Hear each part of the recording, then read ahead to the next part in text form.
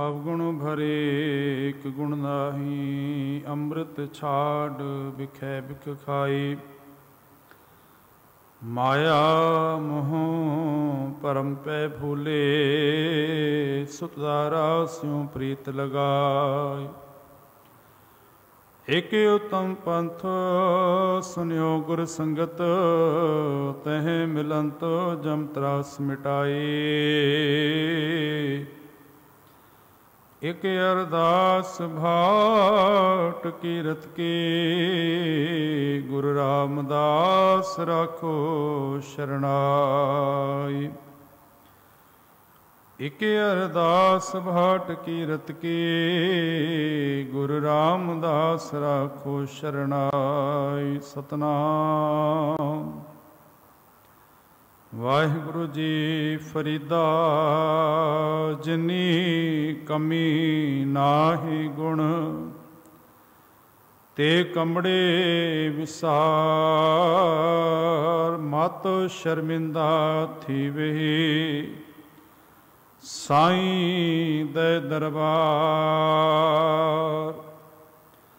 फरीदा जिनी कमी नाहे गुण, ते कमड़े विसार।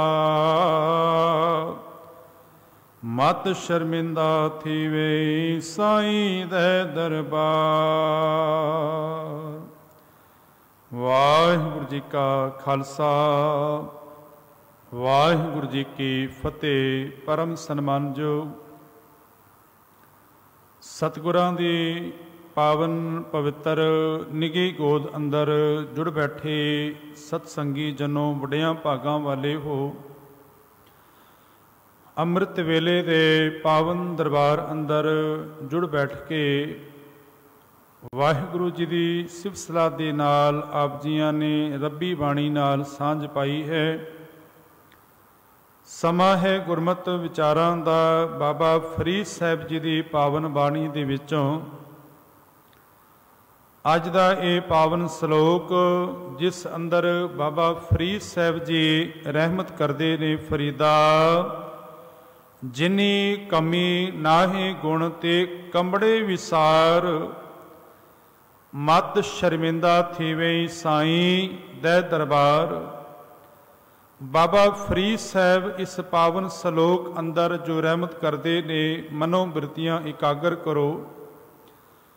बाबा फरीद साहब कहते हैं कि ए इंसान, जिनी कमी नाहे गुण, जिन्हां कमां दे विच कोई गुण नहीं, जिन्हां कमां दे नाल तेरे जीवन का कोई लाभ नहीं, उन्हां कमां नूं अपने जीवन दे चों विसार दे, उन्हां नूं अपने जीवन विचों भुला दे। मत शर्मिंदा थेवे, किधरे उन्हां कमां करके मालिक दे दर प्रभु दी हजूरी अंदर तेनों शर्मिंदगी उठानी पे। मत शर्मिंदा थेवे, साईं दे दरबार के, साईं दी प्रभु दी हजूरी अंदर तू शर्मिंदा हुए। इसलिए ए इंसान उन्हां कमां नूं अपने जीवन दे चों भुला दे, उन्हां कमां नूं अपने जीवन दे चों विसार दे। हुण साध संगत संसार दे अंदर विचरदियां होइयां मनुख तकरीबन 60 साल की उम्र तक जीवन दियां सारियां जिम्मेवारियां नूं निभा के ये बड़े सुभाविक तौर पर कह दिंदा है कि मैं सारियां जिम्मेवारियां तो सुरखरू हो गया। सच है कि जे कोई नौकरी सी ते उस नौकरी तो भी वो रिटायर हो गया है।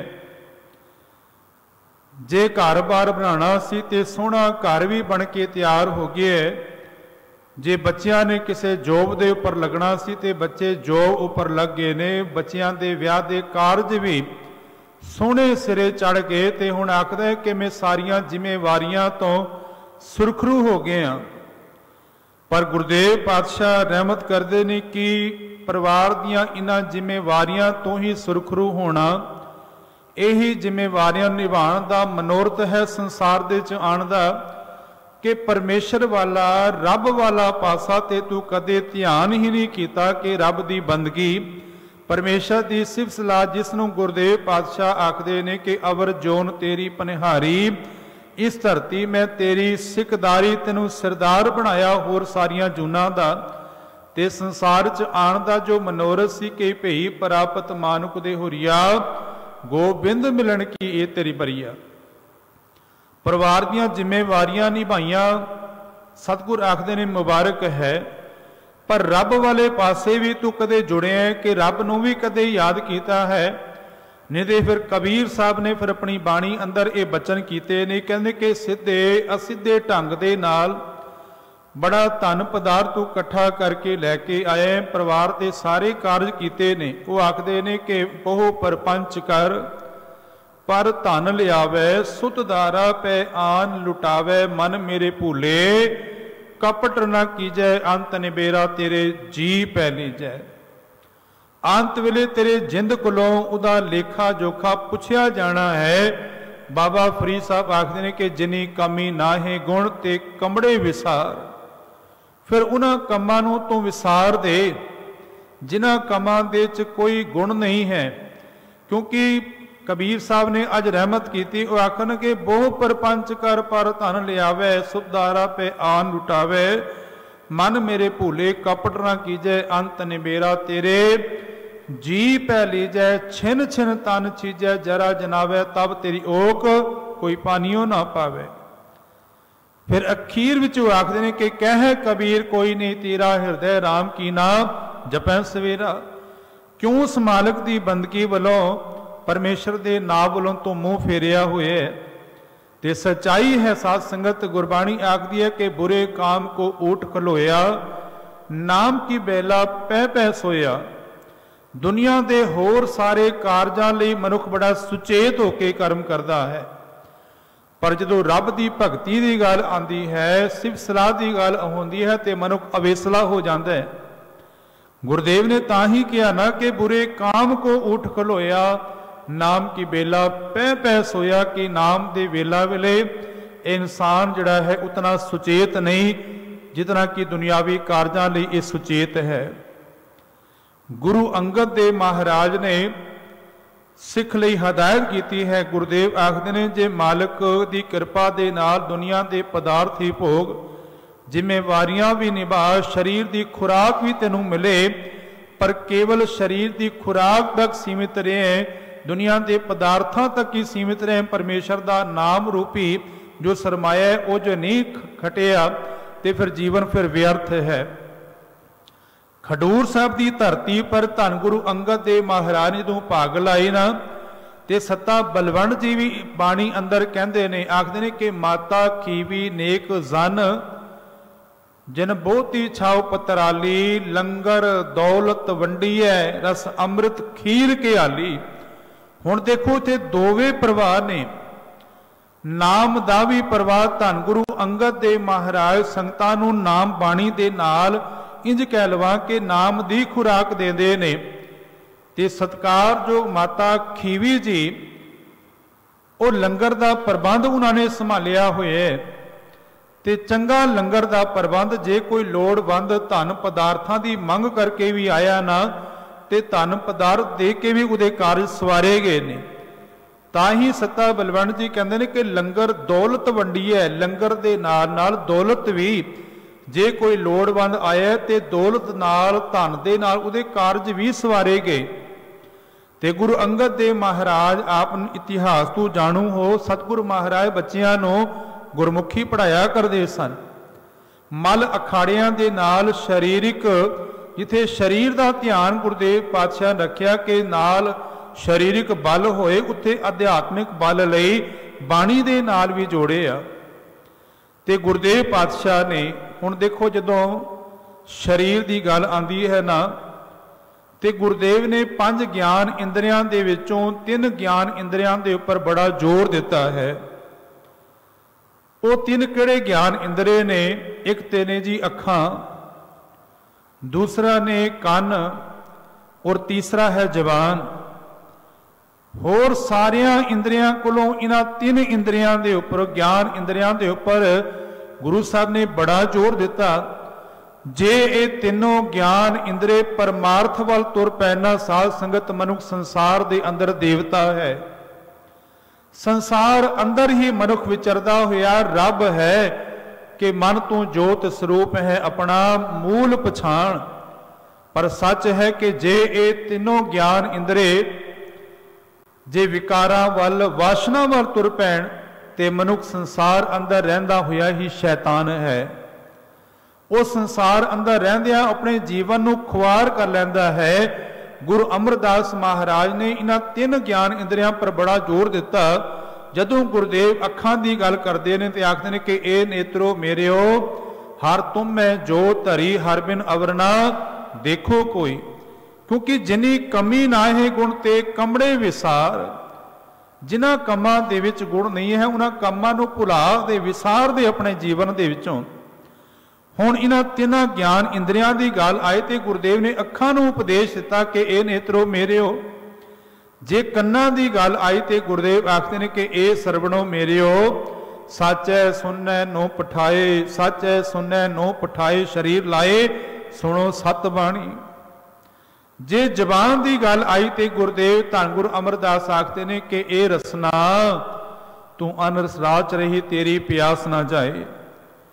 तेरी भी प्यास नहीं जाती पर यह रसना जे मालिक दे गुण गान लग जाए कि रसना गुण गोपाल नित गायण शांत सहज रहस मन उपजियो सगले दुख भलाण। ते सच जानना जदों ये तीनों ज्ञान इंद्रे परमार्थ वर तुर पे ते संसार अंदर जींदा होया जीव ही रब दा रूप है, परमेश्वर दा रूप है। क्योंकि गुरुदेव पातशाह आखदे ने संसार विच मनुख का सुभाव यह है कि लोक अवगुणा की बन्ने गंठड़ी गुण ना विहांजै कोई। गुणा का गाहक नानका विरला कोई होए। लोग अवगुणा की गंठड़ी नूं बन के तुरे पे ने कि लोग अवगुणा की बन्ने गंठड़ी गुण ना विहांजै कोई। गुण का गाहक नानका विरला कोई होए।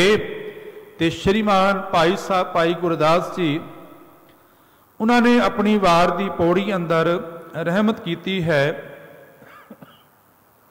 उन्होंने कहा कि बाग दे जदों देखिया सावन का महीना ते मोर पैलां पा रहे ने।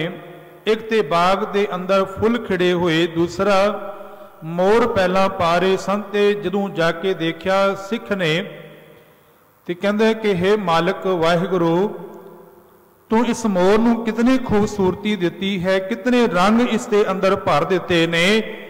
रब ने संसार एक चित्रकारी बनाई है पर उस चित्रकारी के अंदर मोर नूं कितना सोहना रब ने बनाया है। मोर नूं सोहपण दिता है परमेश्वर ने। रब ने उदी गर्दन नूं देख के उदे सोहने स्वरूप नूं देख के ते दूसरा आया आखन लगा तू मोर नूं देख रहे कदे पैरां वल देखे कि पैर कितने मलीन ने। गुरु साहब आखदे ने कि सांझ करी जै गुणे केरी छोड़ अवगुण चलिए कि सिखा तू जीवन अंदर गुणा दी सांझ कर। जिथों गुण मिलन गुणा नूं अपने जीवन दे अंदर धारण कर, अवगुणा नूं अपने जीवन दे चों भुला दे कि जिन्नी कमी ना है गुण ते कमड़े विसार। कबीर साहब ने अपनी बाणी अंदर रहमत की। वो आखन लगे कि बांस और गन्ना इको वर्गा लगता है। जदों अजे बांस वड्डा ना होए ना ते इको वर्गे वो लगते ने। पर कदे बांस ते चों किसी ने रस प्राप्त किया है।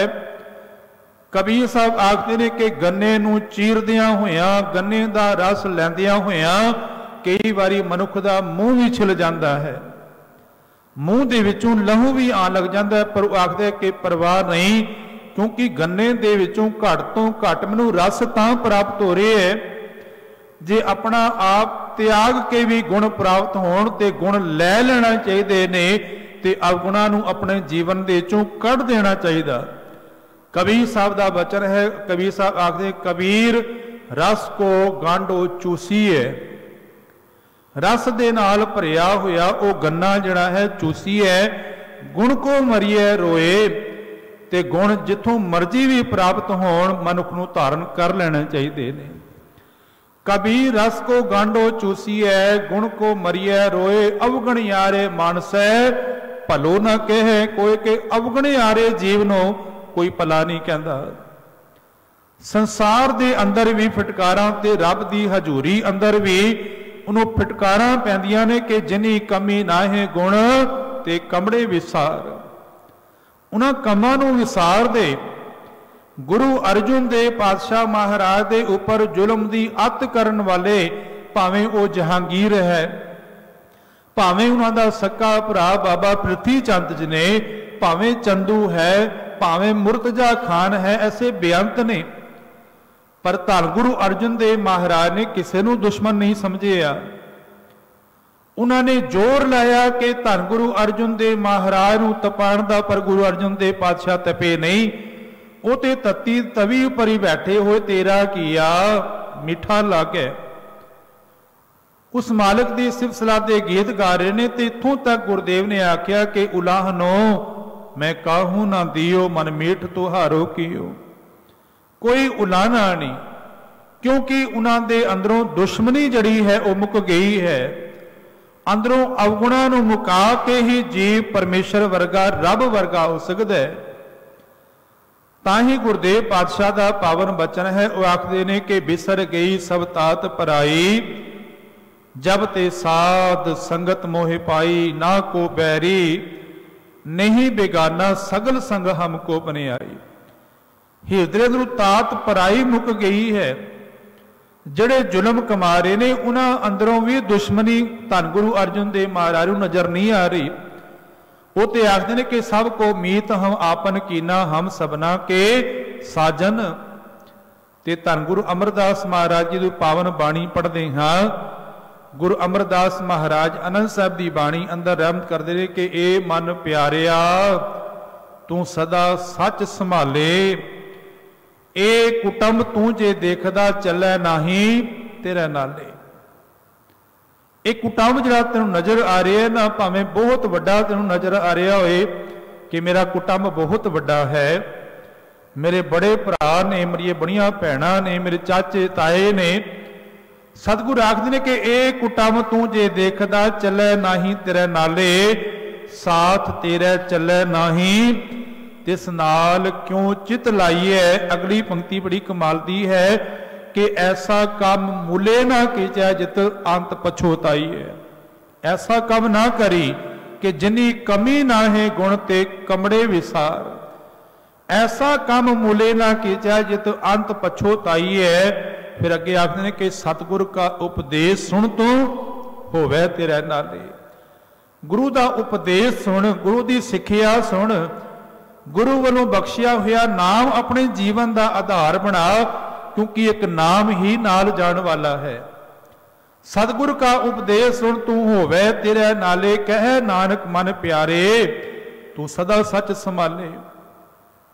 ਸਦਾ ਹੀ ਉਸ ਮਾਲਕ ਦੇ ਨਾਮ ਨੂੰ ਸੰਭਾਲ, ਪ੍ਰਭੂ ਦੇ ਨਾਮ ਨੂੰ ਆਪਣੇ ਜੀਵਨ ਦਾ ਆਧਾਰ ਬਣਾ, ਜਿਸ ਨੂੰ ਧੰਨ ਗੁਰੂ ਅਰਜਨ ਦੇਵ ਮਹਾਰਾਜ ਆਖਦੇ ਨੇ ਕਿ ਗੁਰ ਕਾ ਬਚਨ ਬਸੈ ਜੀ ਨਾਲੇ। ਜਲ ਨਹੀਂ ਡੂਬੈ ਤਸਕਰ ਨਹੀਂ ਲੇਵੈ, ਪਾਹ ਨ ਸਾਕੈ ਜਾਲੇ। ਕਿ ਗੁਰ ਕਾ ਬਚਨ ਜਿੰਦ ਦੇ ਨਾਲ ਜਾਂਦਾ ਹੈ। ਜਦੋਂ ਸਰੀਰ ਹੀ ਇੱਥੇ ਰਹਿ ਗਿਆ, ਸੰਸਾਰ ਦੇ ਪਦਾਰਥ ਉੱਤੇ ਰਹਿ ਗਏ, ਤੇ ਸੱਚ ਜਾਣਨਾ ਸਾਧ ਸੰਗਤ ਜੀ, ਸੰਸਾਰ ਦੇ ਚੋਂ ਇੱਕ ਤੇ ਵਾਹਿਗੁਰੂ ਦਾ ਨਾਮ, ਮਨੁੱਖ ਦੀਆਂ ਚੰਗਿਆਈਆਂ ਔਰ ਬੁਰੀਆਈਆਂ, ਚੰਗੇ ਅਮਲ ਔਰ ਮੰਦੇ ਅਮਲ ਹੀ ਨਾਲ ਜਾਂਦੇ ਨੇ। ਜਪਜੀ ਸਾਹਿਬ ਦੀ ਬਾਣੀ ਅੰਦਰ ਗੁਰੂ ਨਾਨਕ ਸੱਚੇ ਪਾਤਸ਼ਾਹ ਨੇ ਤਾਂ ਹੀ ਆਖਿਆ ਕਿ ਚੰਗਿਆਈਆਂ ਬੁਰੀਆਈਆਂ ਵਾਚੈ ਧਰਮ ਹਦੂਰ। ਮੱਕੇ ਦੀ ਧਰਤੀ ਅੰਦਰ ਬਾਬੇ ਨਾਨਕ ਨੇ ਇਹ ਕਿਹਾ ਸੀ। ਮਹਾਰਾਜ ਆਖਦੇ ਨੇ ਕਿ ਜਦੋਂ ਪੁੱਛਿਆ ਹਿੰਦੂ ਵੱਡਾ ਕਿ ਮੁਸਲਮਾਨਾਂ ਵੀ ਬਾਬਾ ਆਕੇ ਹਾਜੀਆਂ ਸ਼ੁਭ ਅਮਲਾਂ ਬਾਝੋਂ, ਚੰਗੇ ਅਮਲ ਬਾਝੋਂ। ਜੇ ਚੰਗੇ ਅਮਲ ਨਹੀਂ ਤੇ ਫਿਰ ਦਰਗਾਹ ਦੇ ਅੰਦਰ ਤੂੰ ਖੁਆਰ ਹੋਏਗਾ। ਚੰਗੇ ਅਮਲਾਂ ਨੂੰ ਜੀਵਨ ਅੰਦਰ ਕਮਾ, ਜੇ ਅਵਗੁਣਾਂ ਦੀ ਗੰਠੜੀ ਬਣ ਕੇ ਤੁਰੇ ਤੇ ਗੁਰਦੇਵ ਆਖਦੇ ਨੇ ਕਿ ਨਾਨਕ ਔਗੁਣ ਜੇਤੜੇ ਤੇਤੇ ਗਲੀ ਜੰਜੀਰ। ਫਿਰ ਅਵਗੁਣਾਂ ਦੀ ਜੰਜੀਰ ਗਲੇ ਦੇ ਅੰਦਰ ਪਏਗੀ।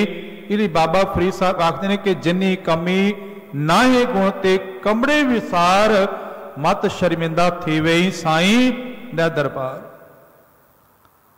ਅਸੀਂ ਸਾਰਿਆਂ ਨੇ ਆਪਣੇ ਘਰਾਂ ਦੇ ਵਿੱਚ ਫੋਨ ਵੀ ਰੱਖੇ ਹੋਏ ਨੇ, ਲੈਪਟਾਪ ਨੇ ਤੇ ਕੰਪਿਊਟਰ ਰੱਖੇ ਹੋਏ ਨੇ। जदों ज़्यादा फोन के अंदर समान आ जाए, लैपटॉप के अंदर या कंप्यूटर के अंदर फाइलां सेव हो जान, उन्हां दी स्पीड घट जाती है या फोन हैंग होने लग जाता है। फिर सियाणे मनुख नूं पुछो ना तो वह कहते कि जिहड़ियां फालतू दियां फाइलां ने उन्होंने डिलीट कर दिओ, उन्होंने कट दिओ। फोन के अंदर निता प्रति ही WhatsApp राही, फेसबुक राही बड़ा समान आता रहता है, फोटोआं आंदियां रहिंदियां ने, फिर उन्होंने डिलीट करना पैंदा है कि फोन की स्पीड वध जाए, नहीं तो हैंग होएगा। जे लैपटॉप के अंदर भी बहुती फाइल सेव होए ना साध संगत, लैपटॉप की या कंप्यूटर की स्पीड भी घट जाती है, इसलिए वो डिलीट करनियां पैंदियां ने फालतू दियां जो फाइलां ने। इस तरह इस जीवन के अंदर जो फालतू के अवगुणा रूपी फाइलां सेव कीतियां हुई ना, उन्होंने डिलीट करना पैंदा है। बाबा फरीद साहब ने भी कहा कि जिन्नी कमी नाहे गुण ते कंबड़े विसार। उन्होंने पंजाबी ठेठ वरती कि उन्होंने विसार दे या कट दे, अंग्रेजी असीं कहते हैं कि डिलीट कर दिओ। फोन दे विचों या कंप्यूटर दे विचों फाइलां फालतू दियां कढ के उन्हां दी स्पीड सही हो जाती है, तो जीवन के अंदर जे अपनी मंजिल तक पहुँचना है तो जीवन के विचों विकारा रूपी फाइलां जड़ियां ने, मंदे कर्मां रूपी जो फाइलां ने वो कटनियां पैंदियां ने। क्योंकि रब का नाम परमेश्वर की सिफत ही नाल जाने वाली है। श्रीमान भाई साहब भाई गुरदास जी आखते ने कि हों तिस घोल घुमाया गुरमत हृदय गरीबी आवे। मैं उन्हां तों कुर्बान जाता हाँ जिन्हां ने अपने जीवन अंदर गरीबी रूपी, निमरता रूपी, हलेमी रूपी गुण धारण किए ने। हों तिस घोल घुमाया गुरमत हृदय गरीबी आवे, हों तिस घोल घुमाया पर नारी दे नेड़ न जावे। जरा पराई इस्त्री दे नेड़े नहीं जाता। बड़े सौखे अर्थ भाई साहब ने इस वार अंदर किए ने। हों तिस घोल घुमाया पर दरबे नौ हाथ न लावे, पराए धन नूं, पराए हक नूं जो हाथ नहीं लांदा, पराए धन की लालसा नहीं करता। हों तिस घोल घुमाया पर निंदा सुन आप हटावे, कि पराई निंदिया नूं सुन के अपने आप नूं हटा ले। बड़ा सौखा तरीका है। भाई साहब कहते कि जिथे निंदिया हो रही होए ना, उत्तों अपने आप नूं हटा लिओ। पर इस तरह के गुण अपने जीवन के धारण की लोड़ है, जो अज भाई साहब कहने कि जिन्नी कमी ना है गुण ते कंबड़े विसार। उन्होंने कमां नूं विसार दे, जिथे निंदिया हो रही है अपने आप नूं हटा लिया इत्थों तू ही ना तू सुनेगा। पर निंदिया का ऐसा एक रस है, मैनू माफी दे देना, अरदास के 2 शब्द फालतू बोले जान ते 4 बंदे आके कहते कि अज अरदास थोड़ी वड्डी कर दी है, सागू खड़े नहीं होया जा रहे हैं। पर निंदिया के रस दे मनुख अद्धा घंटा पैरों के उपर खड़े होके रस लेंदा रहता है। ये सच्चाई है जीवन की। गुरुदेव पातशाह आखते हैं कि हों तिस घोल घुमाया पर निंदा सुन आप हटावे, हों तिस घोल घुमाया सतगुर का उपदेश कमावे। मैं कुर्बान जाता हाँ उन्होंने तो जिहड़े गुरु का उपदेश कमाते ने। हों तिस घोल घुमाया, भाई गुरदास जी आखते हैं कि थोड़ा सवै थोड़ा ही खावे, गुरमुख सोई सहज समावे। वो सहज अवस्था नूं प्राप्त होंदा है। सतगुर महाराज आखते ने भावें दुनियावी तौर के उपर मनुख ने बड़ी पढ़ाई की है, डिग्रियां लिया ने, पर वो डिग्रियां संसार तक ही सीमित ने। परमार्थ के राह विच जाण लई वो डिग्रियां ओहदे जो ने जां कीती हुई पढ़ाई रब दे घर प्रवान नहीं होएगी। उत्थे ते सच्चे अमल ही, चंगे कर्म ही मालिक दे घर दे च रब दी सिफत सलाह ही जड़ी है वो नाल सरमाया बन के जाएगी। मनुख संसार अंदर तो बड़ी मेहनत की है, संसार अंदर बड़ी मेहनत दे नाल तो ओहदे प्राप्त किए ने। पर सतगुर महाराज का आसा की वार दे अंदर बचन है कि पढ़िया होवे गुनाहगार तां ओवें साध ना मारीए, जे मनुख ने पढ़ लिख के गुनाह ही कमाए ने, पढ़ लिख के पाप ही कमाए ने, तो उसनूं देख के फिर ओमी नूं अनपढ़ नूं घबराण दी लोड़ नहीं, क्योंकि महाराज आखदे ने कि पढ़िया होवे गुनाहगार तां ओमी साधना मारीए, जेहा घाले घालना तेवे हो नाउ पचारी है। जिस तरह की घालना तू घाली है, जे डॉक्टरी प्राप्त करके ये सारे वास्ते नहीं, पर जिन्हों ने किया है यह कोरोना वायरस के टाइम के अंदर जिन्हों डॉक्टर ने कोरोना का डरावा दे के कई मनुखों के शरीर के पार्ट कढ़ ले ने, शरीर के अंग कढ़ ले ने। बाबा फरीद साहब आखते हैं कि जिनी कमड़ी जिनी कमी ना है गुण ते कमड़े विसार, क्योंकि मत शर्मिंदा थी वही साईं दे दरबार, प्रभु की हजूरी अंदर इन्हां कर्मा करके तेनों शर्मसार होना पेगा। मुबारक है तेरा पढ़ना, संसार दियां विद्या प्राप्त करनिया ओहदे प्राप्त करने, पर उन्हां कमां नूं करके मंदे कर्म ना करें, क्योंकि कीते हुए कर्मां दा रब दे घर तेनों हजूरी अंदर लेखा देना पेगा। सतगुर कलगीधर पातशाह महाराज दे एक जीवन की घटना आप नाल सांझी करके समाप्ति वल होवां। धन गुरु कलगीधर पातशाह आनंदपुर साहब की पावन धरती उपर भाई आसा सिंह जी, उन्होंने हाथ दे कलम पकड़ाई ते खजांची कह लवां कि खजांची का काम दिता कि कोई लोड़वंद आंदा है ते सारा धन पदार्थों का जो जिम्मेवारी है उन्होंने दिती गई। कलगीधर पातशाह महाराज आनंदपुर साहब की धरती तो बाहर गए ते पिछे एक सिख आया, आके तरला किया उसने भाई आसा सिंह जी नूं, मेरी बच्ची का विआह है, बच्ची का आनंद कारज है, जे गुरु घरों मदद मिल जाए तो बच्ची का कारज सोहना हो जाएगा। आसा सिंह जी ने मना कर दिता कि गुरु साहब इत्थे है नहीं ने, तो जो गुरु साहब आएंगे तो तुहानूं पैसे दे देंगे, पूछ के उन्होंने कोलों। पर आसा सिंह नूं कह लगा वो गुरु का सिख बच्ची का विआह आ लगा है, जे तुसी पैसे दे दिओ तुहानूं गुरु का वास्ता है। गुरु का वास्ता जो आसा सिंह दिता गया तो उन्होंने एक कागज के उपर, जिवें असीं लैटर पैड वरतदे आ, कागज के उपर लिख के हुंडी बना के किसी सिख के नाम की नाल मोहर लगा के स्टैंप लगा के दे दी। उस पिंड का जो सिख सी उसको जाके हुंडी तारी, पैसे ले, बच्ची का कारज हो गया। जिस सिख ने पैसे दिते सन कुछ समय बाद 10वां दिन आंदा ही सी, कलगीधर पातशाह महाराज के दरबार दे हाजिर होया, आखणगा गुरदेव पातशाह गुरु घर वालों जो कागज आया सी, हुंडी आई सी, वो मैं पैसे तारे, उस सिख की बच्ची के कारज भी सोहने हो गए ने। गुरु साहब बड़े खुश होया करते सन जो गरीब बच्ची का विआह कारज सोहना हो जाए थे। पर गुरु महाराज कहणगे किहड़ी बच्ची का कारज, सानू तो पता ही नहीं। आसा सिंह ने गुरु साहब उत्थे नहीं सन ते बिना परमिशन तो वो लैटर पै बना के देता, पर कारज भला किया उन्होंने। हुण इस गल का पता जदों कलगीधर पातशाह महाराज नूं पता लगा तो आसा सिंह सारा खजांची का काम एक कागज के उपर लिख के घर चले गए। डर गए कि महाराज ये ना होए कि नाराज हो जान। अपने घर चले गए। धन गुरु कलगीधर पातशाह महाराज ने बुलावा भेजा तो उन्होंने चिट्ठी लिख के भेजी, सतगुरु पातशाह सिख ने गुरु का वास्ता दिता तां मैं हुंडी बना के 500 रुपये दी उन्होंने बच्ची के कारज लई वो चैक रूप दे हुंडी दिती, उहदी बच्ची का कारज हो गया। पर मैं डरदा तां हां तुसीं मैनूं मेरे हाथ च कलम पकड़ाई ते मानो कलम ने भी मैनूं सवाल किया होए कि ए आसा सिंह मेरे टुकड़े करके कलम दे।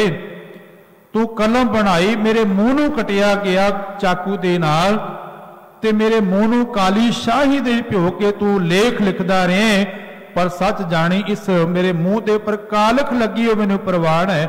मेरे टुकड़े तू कीते मैनूं ओ भी परवान नहीं, पर इस कालख दे नाल काले लेख ना लिखी। जे तू काले लेख लिखे तेरे लोक दे अंदर, तेरा परलोक दे अंदर मैं तेरा मुंह काला कर दियांगी। गुरदेव पातशाह ने आसा सिंह ने बुलाया। आसा सिंह आए, सतगुरु महाराज के चरणों के मत्था टेकिया ਧੰਨ ਗੁਰ ਕਲਗੀਧਰ ਪਾਤਸ਼ਾਹ ਮਹਾਰਾਜ ਨੇ ਸਿਰੋਂ ਪਾਉ ਮੰਗਾਇਆ ਤੇ ਭਾਈ ਆਸਾ ਸਿੰਘ ਗਲ ਚ ਪਾਇਆ, ਆਖਣ ਲੱਗੇ ਜੋ ਤੂੰ ਕਾਰਜ ਕੀਤਾ ਹੈ ਭਲਾ ਕੀਤਾ ਹੈ। ਤੇਰੇ ਕਾਰਜ ਕਰਕੇ ਕਿਸੇ ਗਰੀਬ ਸਿੱਖ ਦੀ ਬੱਚੀ ਦਾ ਵਿਆਹ ਦਾ ਕਾਰਜ ਸਿਰੇ ਚੜ ਗਿਆ। मैं तो चाहता हाँ कि कलम भी तेरे वर्गे सिखा दे हाथ च होए, जो चंगे लेख लिखण तेरे हाथ विच ही ये कलम शोभदी है। अज बाबा फरीद साहब ने रहमत की, आखन लगे फरीदा जिन्नी कमी नाहे गुण ते कमड़े विसार, उन्हां कमां नूं विसार दे, मत शर्मिंदा थीवे साईं दे दरबार प्रभु की हजूरी अंदर, साईं दे दरबार अंदर तेनू शर्मिंदगी ना होए। रे रे दरगाह कह ना को, आओ बैठ आदर सब दे, तेनू रब की हजूरी अंदर ही मान मिले, इज्जत मिले, सतगुर कृपा कर। बोलदियां बेअंत भुला गुरु समर्थ है, संगत बख्शन योग है, बख्श देना जी। आखो सारे प्यार नाल वाहिगुरू जी का खालसा वाहिगुरू जी की फतेह।